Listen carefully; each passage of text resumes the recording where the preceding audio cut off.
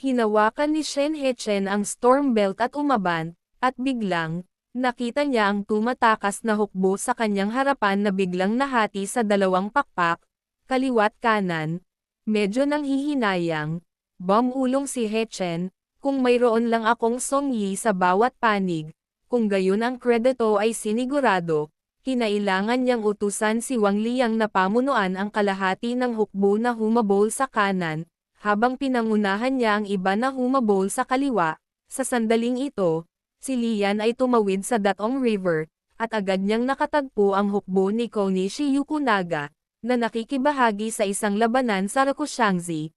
Unang nagtanong si Lian, "Lord Luo, nasaan si Konishi Yukunaga?" Sumagot si Rokushangzi na nakatakas na siya, hinahabol siya ni General Shen. Tiningnan ni Lian si Endo Kenjiro sa Japanese formation, at lumakas ang kanyang layuning pumatay. Mga manok at pato lang sila, bakit mo sila iistorbohin?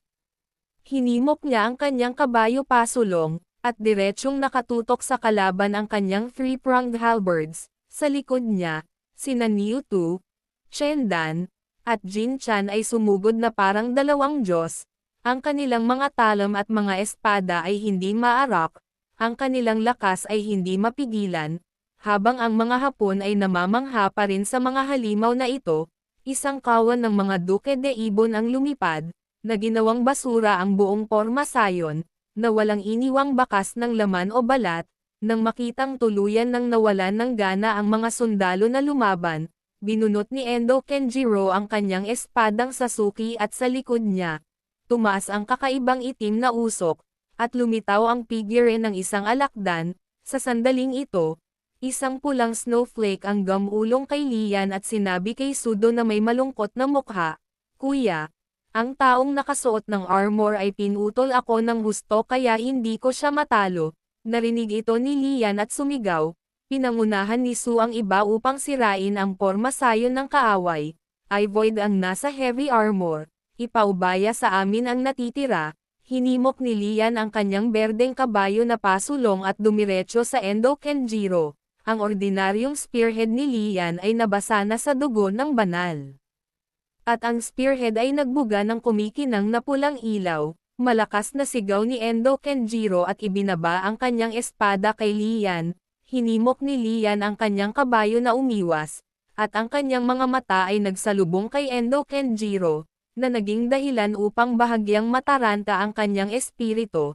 Nang samantalahin ang sandaling iyon, itinutok ni Lian ang kanyang sibat sa lalamunan ni Endo Kenjiro. Tumulo ang sariwang dugo sa dulo ng sibat.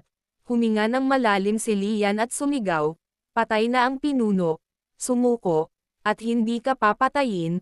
Masungit ang kalsada sa bundok, at tumingin si Shen Hechen kay Kuroda sa kabilang side at pinagalitan, at nagmura. "Ang munting brat na iyon, si Wang Liang, ay nagiging mas mahusay sa amin." Binunot ni Kuroda ang kanyang itim na espada, at ang kanyang buong katawan ay nagbuga ng itim na usok. Tinitigan niya si Shen Hechen sa kanyang manipis na baluti na bakal at tumawa ng masama.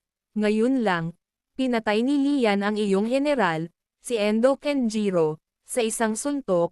Pagkatapos ay sinuri niya ang pag-usad ng kaganapan, at naisip ni Lian sa kanyang sarili, Niu Tu Chen, Danju, si Sudo, ang mga malalaking halimaw ay takot lamang sa mga dragon at tiger chi, ngunit sa isang malakas na hukbo, nawala ang kanilang kahinaan, at si Lian ay mayroon pa ring Colt pistol na may buong magazine at 7 granada.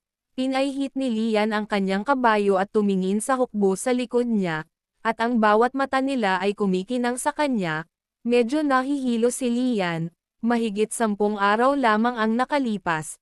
Naging centurion siya na tumatakas mula sa larangan ng digmaan, at ngayon ay naging opisyal na siya ng Ming na namumuno sa napakalakas na hukbo. Ang tagumpay na ito ay naging dahilan upang maging siya ay mahirap paniwalaan. Sa sandaling ito, si Sudo ay lumipad ng mataas sa langit at tumingin sa malayo bago sinabi kay Lian, "Commander, hinati na nila ang kanilang mga tropa, at marami pa sa kaliwa." Hindi nagdalawang isip si Lian at inutusan silang magtungo sa kanan. Galit din si Konishi Yukinaga. nakatakas na siya sa Ming Cavalry sa likod niya, pero hindi niya inaasahan na haharangan siya ng Korean Army sa gilid, bagamat mahina ang kanilang kakayahan sa pakikipaglaban, pinigilan nila itong makatakas. Nang makitang malapit na siyang mapalibutan, si Konishi Yukinaga ay walang pagpipilian kundi itaas ang kanyang espada. Isang higanteng itim na alakdan ang lumitaw sa kanyang likuran. Nagulat ang lahat nang makitang may biglang lumitaw na bagong hukbo sa tabi ni Konishi Yukinaga. Bago sila makapag-react, isang flash ng apoy ang sumabog mula sa hukbo sa likod ni Konishi Yukinaga, at ang tunog ng pagsabog ay yumanig sa kalangitan.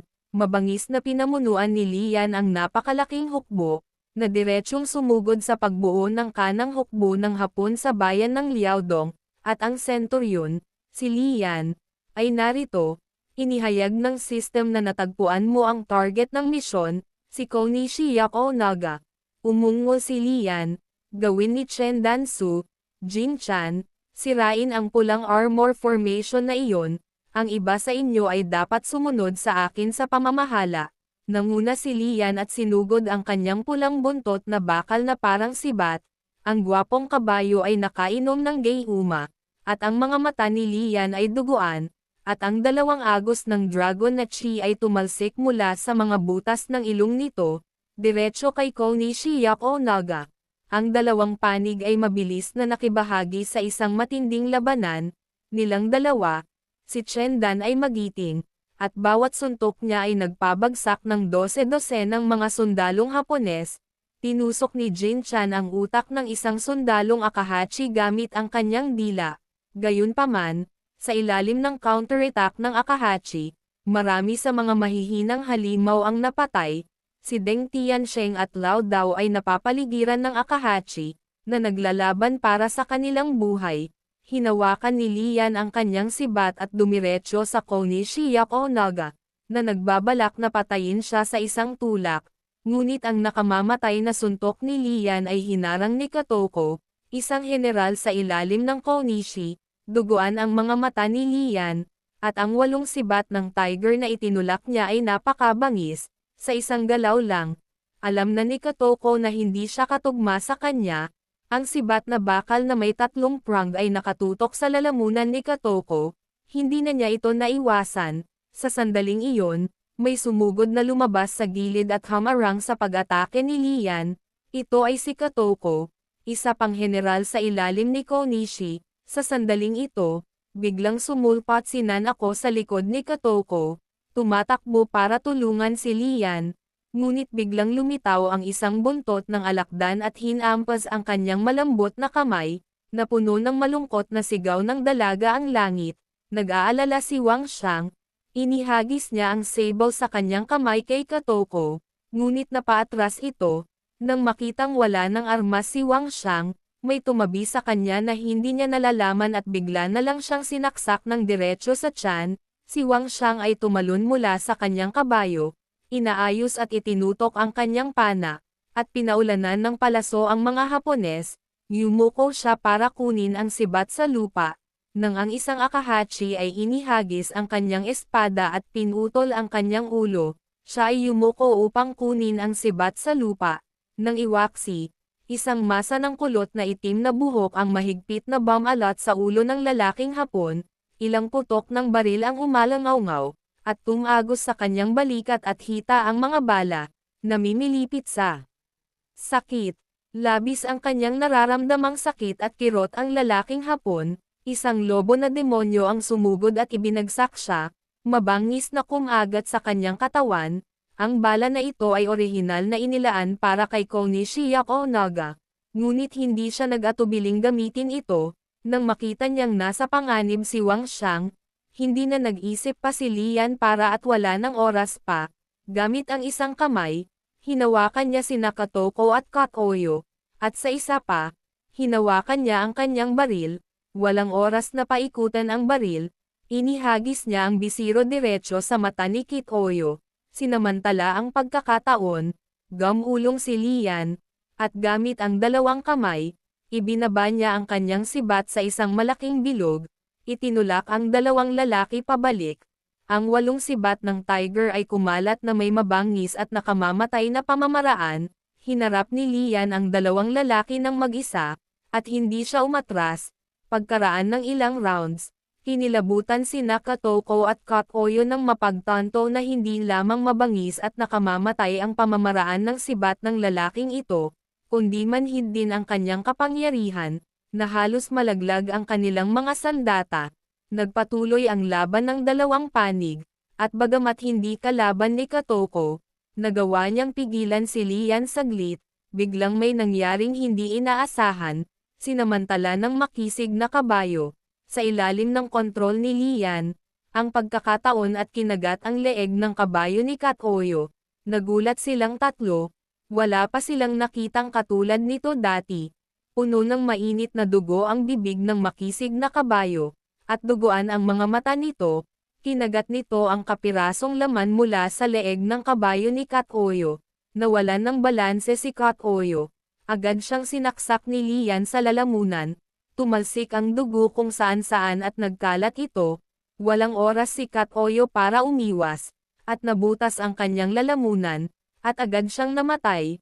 Ngunit napasigaw si Katoko sa sakit. Ang kanyang mga mata ay duguan, at ang anino ng isang itim na alakdan ay lumitaw sa kanyang likuran.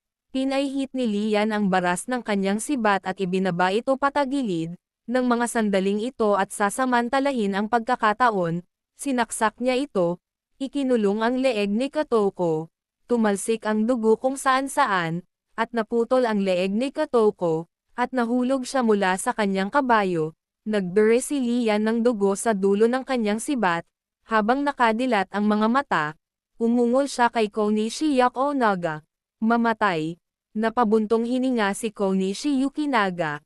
Ang magkapatid na Koto ay ang kanyang huling trump card, ngunit sila ay napatay ng lalaking ito sa ilang mga kasamayan lamang. Mahigpit niyang hinawakan ang 50 saber at pinagmasdan ang paglapit ni Lian. Si Lian ay sasalakay na sa hukbo ng Akahachi nang biglang kumislap ang isang asul-violet na kidlat na kasing kapal ng isang braso, na nagpapaliwanag sa larangan ng digmaan na kasing liwanag ng araw. Hindi mabilang na mga kabayo at lalaki, isang gubat ng mga espada at sibat na parang mga bundok, lumitaw ang mga watawat ng dakilang Ming at ng mga naglalaban ng estado. Dumating na ang mga reinforcement ng Hapon.